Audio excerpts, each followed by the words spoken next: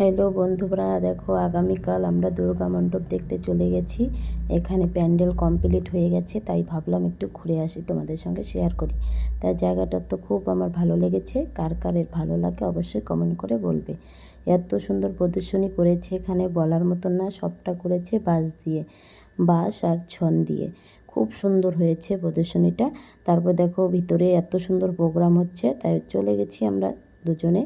তারপরে সেখানে গিয়ে খুব সুন্দর প্রসাদ দিচ্ছিল, সেখানে প্রসাদ টসাদ খেয়ে ঠেয়ে তারপর প্রোগ্রাম টোগ্রাম দেখে তারপর বাড়িতে এসেছি।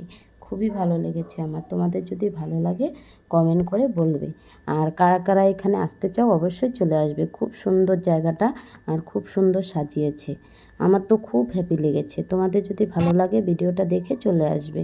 তারপর দেখো এখানে বেরিয়ে আসছি, মানে বাড়ির দিকে রওনা দিচ্ছি, তখন এই জায়গাটা খুব সুন্দর করে তুলে ধরেছি তোমাদের সামনে। তো আমি অতটা সুন্দর করে করতে পারিনি, তোমরা হয়তো কেউ আসলে খুব সুন্দর করে করতে পারবে। এই জায়গাটা এত সুন্দর ভিডিও হবে বলার মতন না।